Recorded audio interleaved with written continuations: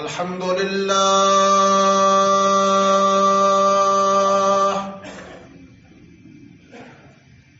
الحمد لله نحمده ونستعينه ونستغفره ونعوذ بالله من شرور أنفسنا ومن سيئات أعمالنا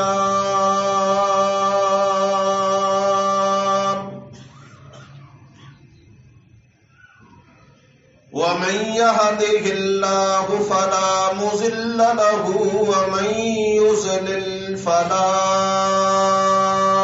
هادي له أشهد أن لا إله إلا الله وحده لا شريك له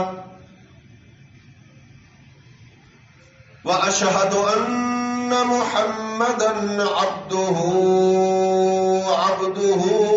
ورسوله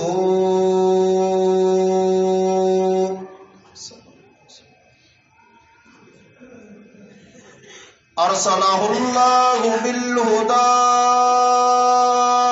ودين الحق ليظهره على الدين كله ولو كره المشركون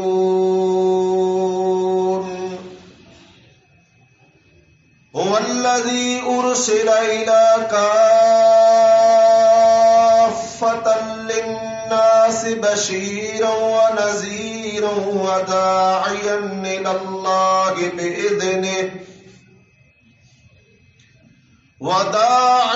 إلى الله بإذنه وسراجا منيرا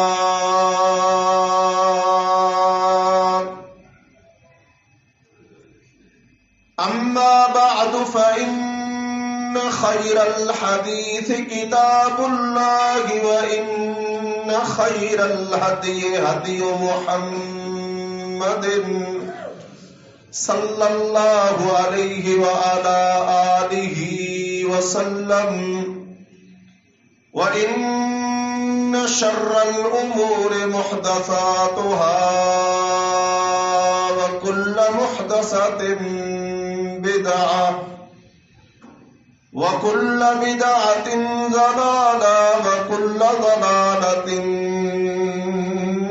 في النار.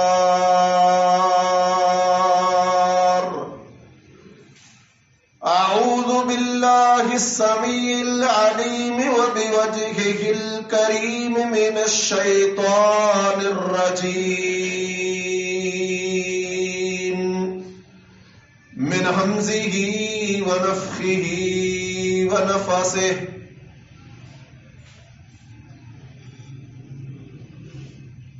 ومن يتق الله يجعل له مخرجا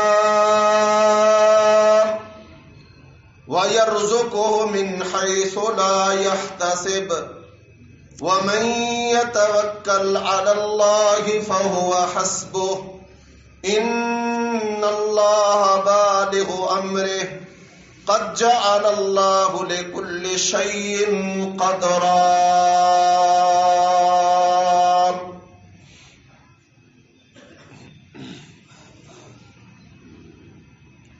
ومن يتق اللہ،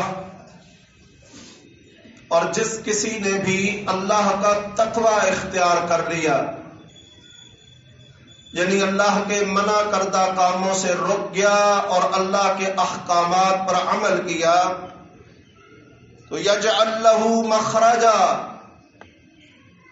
اللہ سبحانہ و تعالی پریشانیوں سے، مشکلات، تنگیوں، تکلیفوں سے نکلنے کا اس کے لیے راستہ بنا دیتے ہیں. وَيَرْزُقُهُ مِنْ حَيْثُ لَا يَحْتَسِبُ، اور اسے اللہ وہاں سے رزق عطا فرماتا ہے جہاں سے اسے امید بھی نہیں ہوتی. وَمَن يَتَوَكَّلْ عَلَى اللَّهِ، اور جو کوئی اللہ ہی پر بھروسہ کرے فَهُوَ حَسْبُهُ، تو اللہ سبحانہ و تعالی اسے کافی ہو جاتا ہے۔ ان اللہ بالغ امرہ، اللہ سبحانہ و تعالی اپنے وعدوں، اپنے کاموں کو پورا کرنے والا ہے۔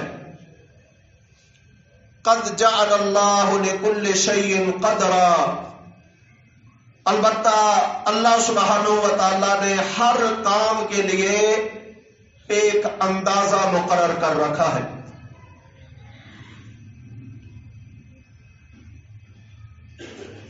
صحیح بخاری مسلم میں اور دوسری کئی احادیث کی کتابوں میں نبی کریم صلی اللہ علیہ وسلم نے پہلی امتوں میں سے ایک واقعہ بیان کیا ہے۔ نبی صلی اللہ علیہ وسلم نے فرمایا 3 آدمی تھے، سفر پہ نکلے، راستے میں جاتے ہوئے بارش آ گئی تو اپنا بچاؤ کرنے کے لیے ایک غار میں گھس گئے۔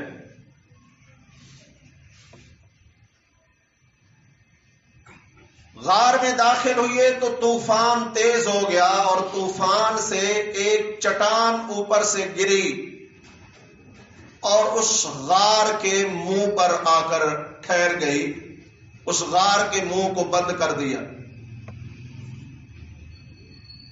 اب یہ تینوں افراد اس غار میں پھنس گئے، نکلنے کا کوئی اور راستہ نہیں، جو ایک راستہ ہے اس راستے پر چٹان آ کر جم گئی ہے۔ انہوں نے اپنی طرف سے بڑے طریقے آزمائے، زور لگائے، لیکن چٹان اتنی بڑی تھی کہ ذرہ برابر بھی نہ سرکی۔ یہ نا امید سے ہو کر بیٹھ گئے۔ تو ان میں سے ایک نے کہا بھائی آج اپنی اپنی زندگی کا کوئی ایسا واقعہ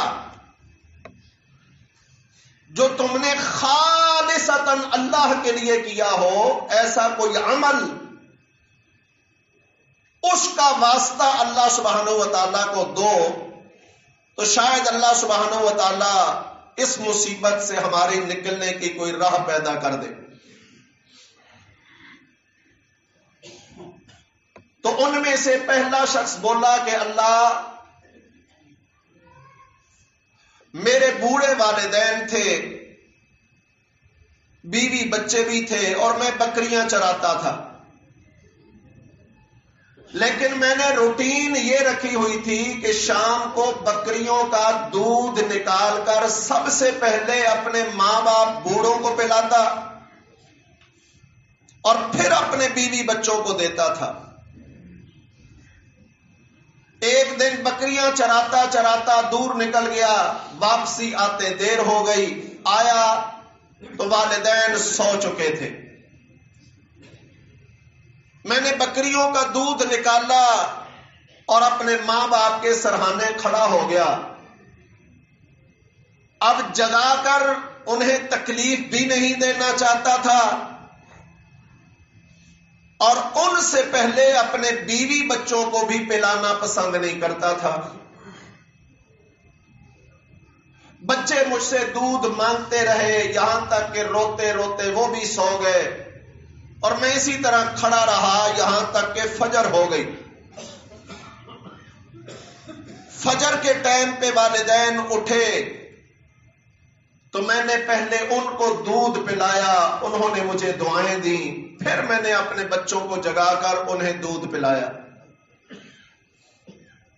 یا اللہ، اگر یہ میرا عمل خالصتاً تیری رضا کے لیے تھا تو ہمیں اس مصیبت سے نکال دے۔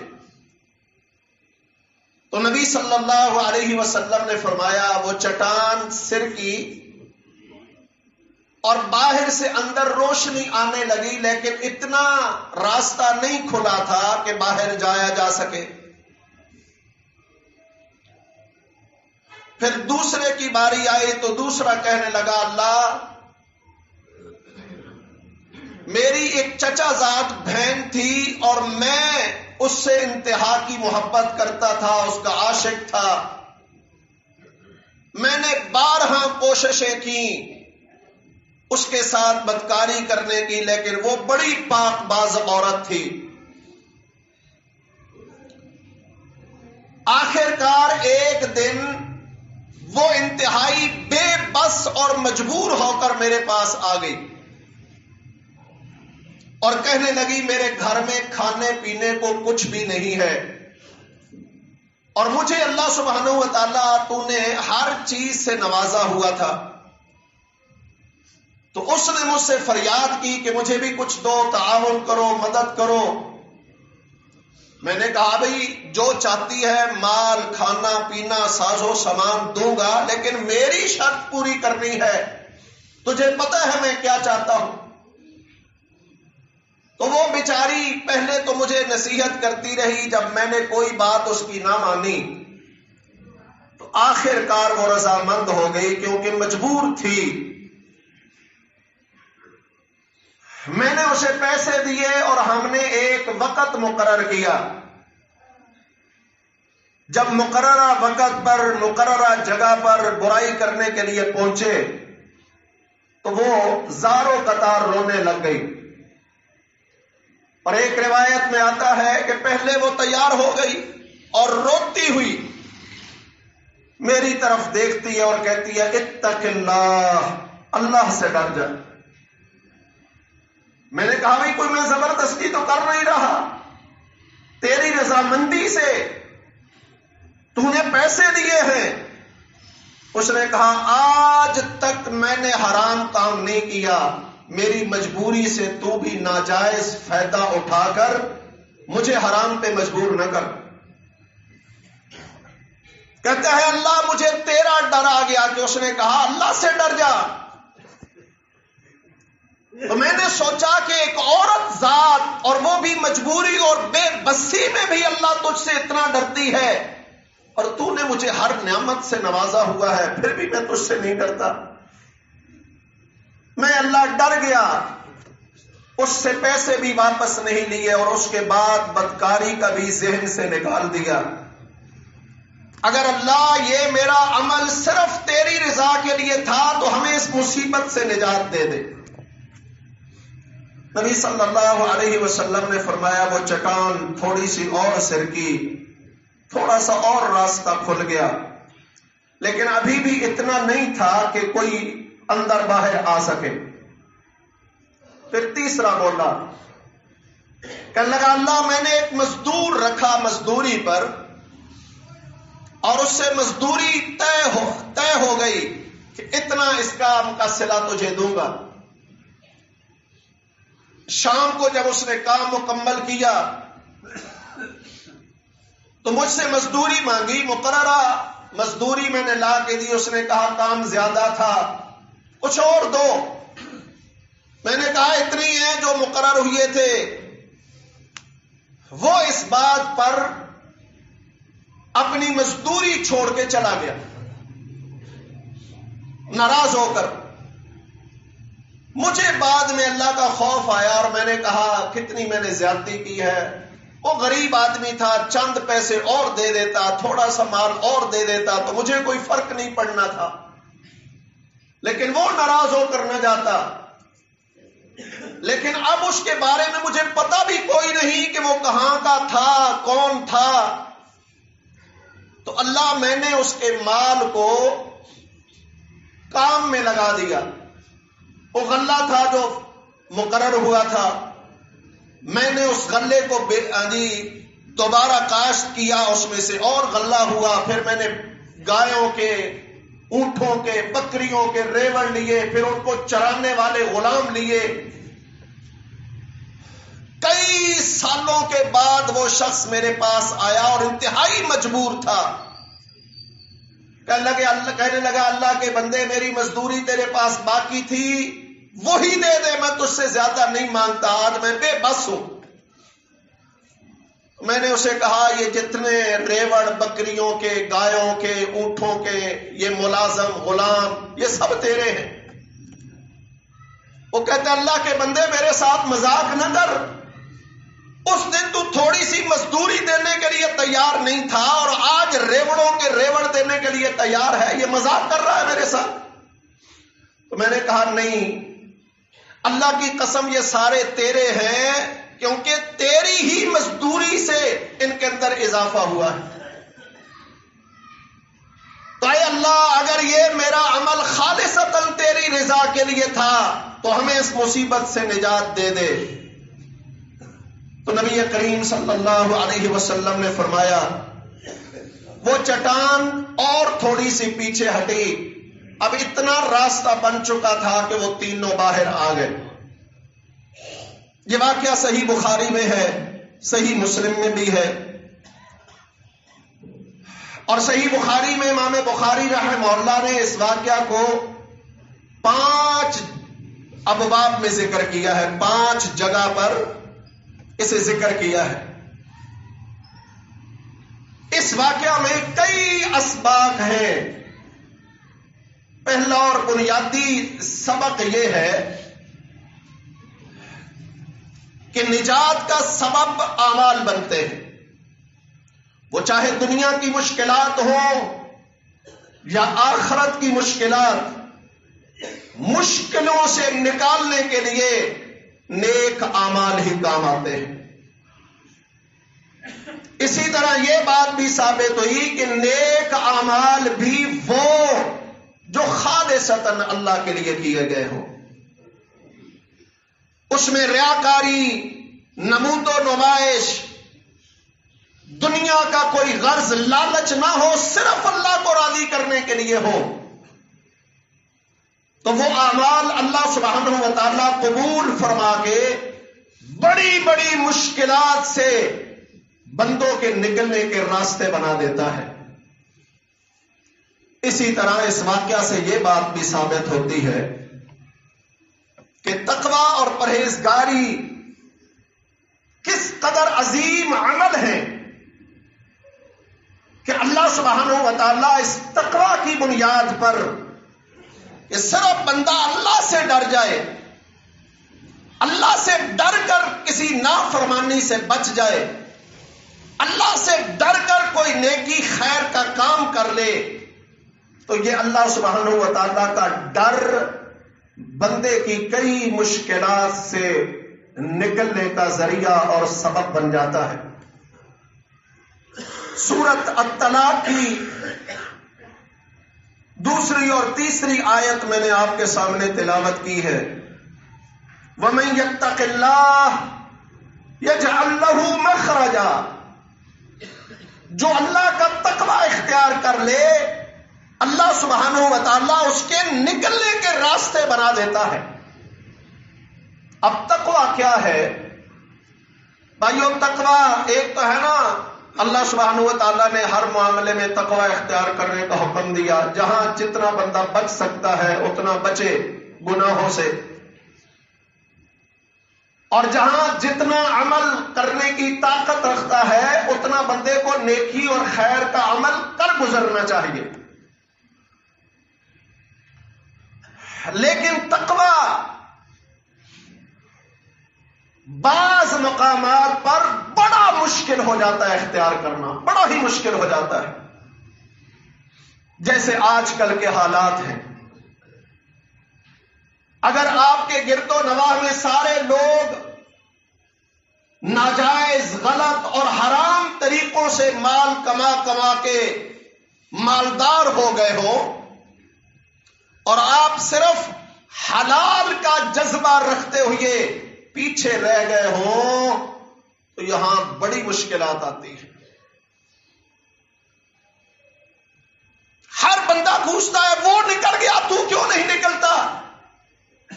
اب انہیں کہو بھائی وہ تو حرام کھا رہا ہے، حرام جمع کر رہا ہے، میں حرام کو اختیار نہیں کرتا، تو شیطان بندے کے ذہن میں کیا ڈالتا ہے؟ اور ساری دنیا کر رہی ہے، تو کر لے گا تو کون سی قیامت آ جائے گی؟ یہی وہ غلط ذہنیت ہے جو آج ہمارے معاشرے میں رچ بس کے رہ گئی ہے. آج ہر بندے کا ذہن یہی ہے، چھوٹے سے لے کر بڑے تک، حکمرانوں سے لے کر عوام تک، محنت و مزدوری کرنے والے سے وزیر اعظم تک، یہی ذہن بن گیا ہے. سارے لوگ کر رہے ہیں، ایک تو کر لے گا تو کون سا فرق پڑ جائے گا. آپ چوریوں ڈکیتیوں میں دیکھ لیں، بدعنوانیوں میں دیکھ لیں، خیانتوں میں دیکھ لیں، خزانوں کو لوٹنے میں دیکھ لیں، دوسروں کے مال بٹورنے میں دیکھ لیں، حقیقت یہ ہے کہ غریبوں کا خون چوسنے میں دیکھ لیں. یہی ذہنیت کار فرما ہے. پرواہ ہی نہیں کہ حرام میں کھا رہا ہو. اور پھر شیطان من الجن والانس، ضروری نہیں ہے کہ شیطان ابلیس اور جنات ہی بندے کے ذہن میں القاء کرے. بعض دفعہ شیاطین انسان بھی بن کے آ جاتے ہیں.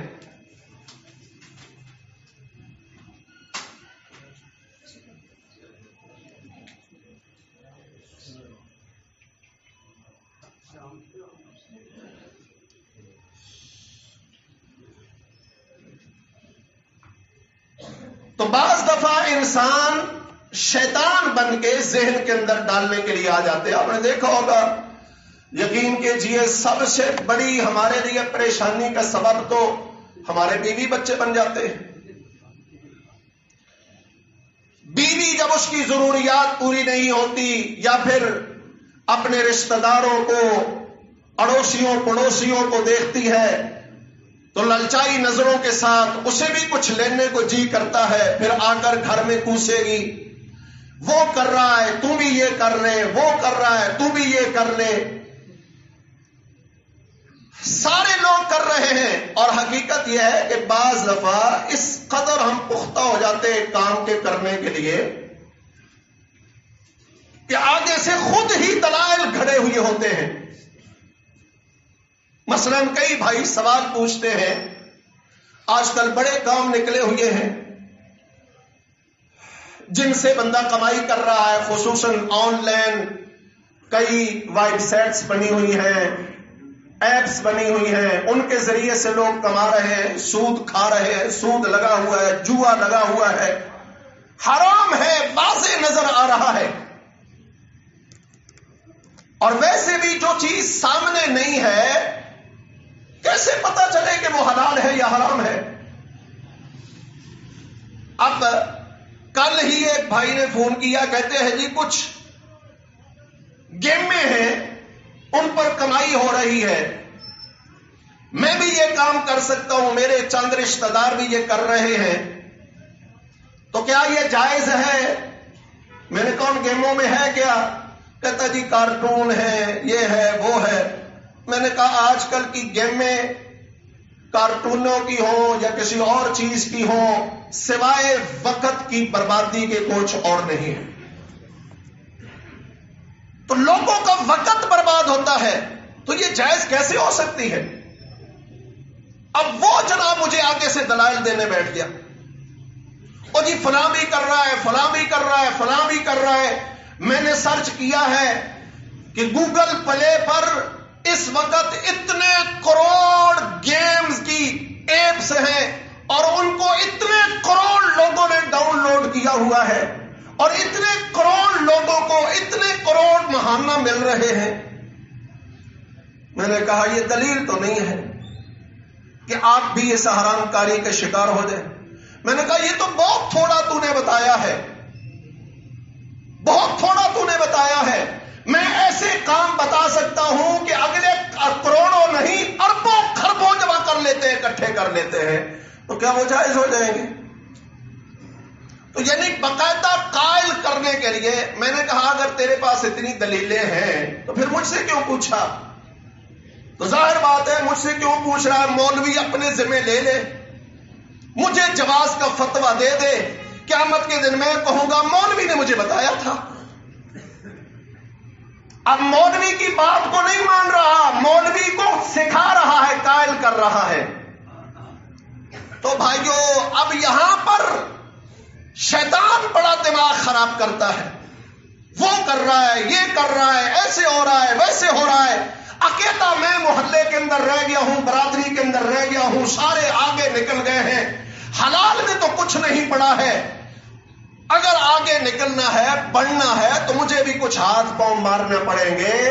اور بھائیوں، پتہ یہاں لگتا ہے کہ تقویٰ کتنا ہے، اللہ پر بھروسہ اور توکل کتنا ہے۔ اور پھر اللہ سبحانہ و تعالی فرما رہے ہیں نا کہ اللہ سبحانہ و تعالی کچھ بھی کرنے پر قدرت رکھتا ہے۔ یہ نہیں ہے کہ وہ تمہیں ان لوگوں سے بھی زیادہ مال دے دے، اس کی قدرت نہیں رکھتا، نہیں، قدرت رکھتا ہے، لیکن اس نے بھی اپنے علم سے کچھ فیصلے کر رکھے ہیں، اور اس کے علم کے مطابق کیے فیصلوں میں خیر اور بھلائی ہی ہے، بندوں کی خیر اللہ نے رکھی ہے۔ اب مثال کے طور پر مجھے آج ضرورت ہے، میں آج مانگ رہا ہوں یا اللہ دے دے، یا اللہ دے دے، یا اللہ دے دے، اب اللہ نہیں دے رہا، کیوں بھائی؟ یقیناً میں آج ضرورت مند ہوں اس لیے مانگ رہا ہوں، لیکن اللہ کے علم میں ہے کہ آج اتنی ضرورت نہیں ہے جتنی سال بعد، 2 سال بعد پڑ سکتی ہے، لہذا اللہ آج کی دعاؤں کو روک لیتا ہے پورا ہونے سے، اور جو اگلی آنے والی اس سے بڑی مشکل ہے اس موقع پر اللہ میرے لیے آسانیاں پیدا کر دیتا ہے۔ تو اللہ سبحانہ و تعالی حکمتوں کا مالک ہے، یہ نہیں کہ کر نہیں سکتا، کر سکتا ہے، لیکن حکمتوں پر کرتا ہے، میری اور آپ کی طرح جذباتی نہیں ہے، جذباتی نہیں ہے اللہ سبحانہ و تعالی۔ اللہ کو پورا علم ہے بندے کے بارے میں۔ آج تکلیف آئی ہے، اللہ اس تکلیف کو دور نہیں کر رہا، کیوں؟ اس سے بڑی آنے والی ہے، اللہ مجھے اس سے بچانا چاہتا ہے۔ تو اب اللہ سبحانہ و تعالیٰ پر توکل، بھروسہ، اللہ کا تقویٰ، بھائیو، یہ بڑا ہی صبر آزما مرحلہ ہے، بڑا صبر آزما مرحلہ ہے، بہت کچھ برداشت کرنا پڑتا ہے، لیکن اللہ سبحانہ و تعالیٰ فرماتے ہیں وَمَن يَتَوَكَّلْ عَلَى اللَّهِ، اور جو کوئی اللہ سبحانہ و تعالیٰ پر توکل کرتا رہے فَهُوَ حَسْبُهُ، وہ اللہ سے ضرور کافی ہو جاتا ہے۔ یقین و ایمان ہونا چاہیے نا۔ اور فرمایا ان اللہ بالغ امرہ، اللہ جو اپنا فیصلہ کرتا ہے نا اسے پورا کرنے کی قدرت بھی رکھتا ہے، لیکن کیوں نہیں کرتا؟ فوراً کیوں نہیں کر رہا؟ میری مانگ کے مطابق مجھے کیوں نہیں دے رہا؟ میری خواہش کے مطابق کیوں نہیں ہو رہا؟ اللہ سبحانہ و تعالیٰ فرماتے ہیں کہ یہ اللہ سبحانہ و تعالیٰ نے قد جعل اللہ لکل شیء قدرا، یہ اللہ سبحانہ و تعالیٰ نے ہر چیز کے لیے ایک اندازہ مقرر کر رکھا ہے، وہ اپنے فیصلوں پر چلتا ہے، تیرے فیصلوں، تیری خواہشات کا پابند نہیں ہے۔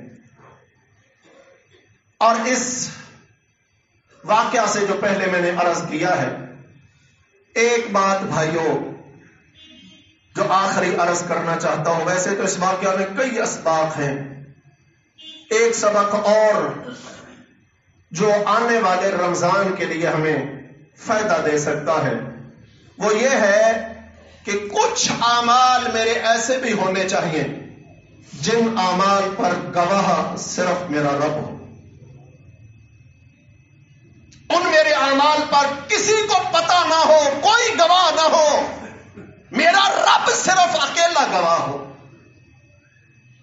صرف اکیلا رب گواہ ہو، ورنہ ہماری تو حالت یہ ہو گئی ہے ہم نیکی بھی کرتے ہیں تو سارے شہر کو بتا کے میں نیکی کر رہا ہوں۔ اللہ سبحانہ و تعالیٰ کو پتہ ہونا چاہیے، باقی کسی کو نہ بھی پتہ ہو تو کوئی فرق نہیں پڑتا، لیکن جب اکیلے اللہ کے لیے میں کروں گا اور اسے راز رکھوں گا تو کوئی ایسا مشکل مرحلہ ضرور آئے گا جس میں آج کی ہوئی میری نیکی کام آ جائے گی۔ اللہ ہماری نیکیوں کو بھی ہماری دنیا اور آخرت کی مشکلات سے نکلنے کا ذریعہ بنا دے۔ اللہ سبحانہ و تعالی ہماری نیکیوں کو بھی خالصتاً اپنی رضا کے لیے قبول فرما لے۔ اقول قولی ھذا واستغفر اللہ لی ولکم ولسائر المؤمنین والمؤمنات۔